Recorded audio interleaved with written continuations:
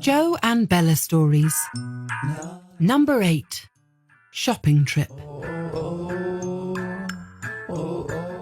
The Hobson family had been meaning to buy some new furniture for ages, but somehow they never got round to it. There were always so many other things to do. Then one day there was a big shout from Joe's room. The rest of the family ran to see what was the matter. Joe's desk had collapsed. There were bits of wood and pens and papers all over the floor, and in the middle was Joe. "I was just doing my homework," he said, "and then bang! The desk broke. Everything fell over. I was so surprised that I fell over too." Bella giggled. "You do look funny." "That decides it," said Mum. "We need to buy some new furniture before anything else breaks. Bella needs a new bed, and Joe definitely needs a desk so that he can do his homework." So that weekend, the family got up early and set off for the big furniture store outside town. It was huge. The family had a trolley which they wheeled around the displays. There was so much furniture. Some of it was arranged like in a real house. "I want this!" yelled Bella, running over to a big sofa. She climbed onto it and started jumping up and down. "Look! It's bouncy! Like a trampoline!" "Bella, get down," said Dad. "You'll break something." Bella ran to a chair that spun on its stand. "This is fun!" she yelled, spinning in circles. "Careful, Bella!" cried Mum.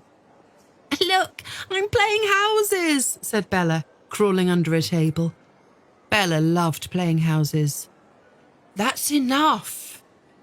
Mum took tight hold of Bella's hand.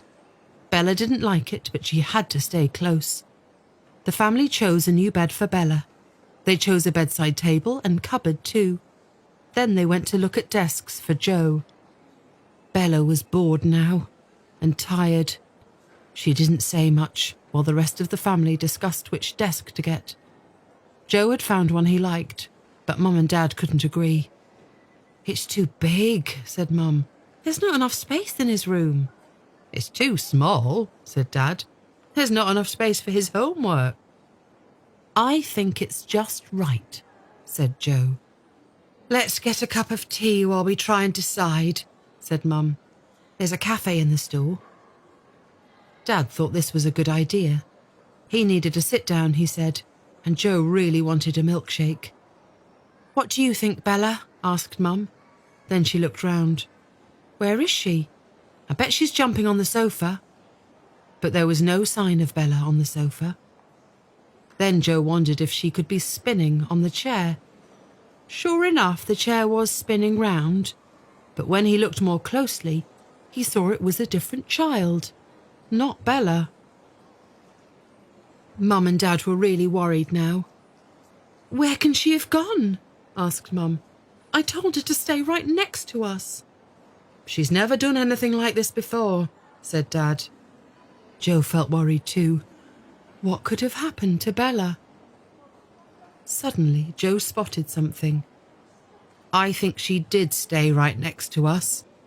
He pointed at the floor, and they all saw Bella's foot. It was poking out from underneath the desk Joe wanted. They crouched down and peered underneath. Curled up like a cat was Bella, fast asleep. When Joe nudged her, she woke up and came crawling out. "What were you doing?" Joe asked. Bella yawned.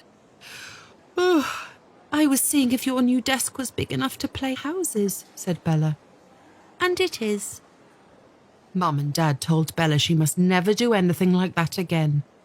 Though, as Bella pointed out, she hadn't meant to fall asleep. Mum and Dad weren't too annoyed. After all, it had been an accident. They bought the desk, and then they let Joe and Bella choose milkshakes in the cafe. Joe had banana flavour,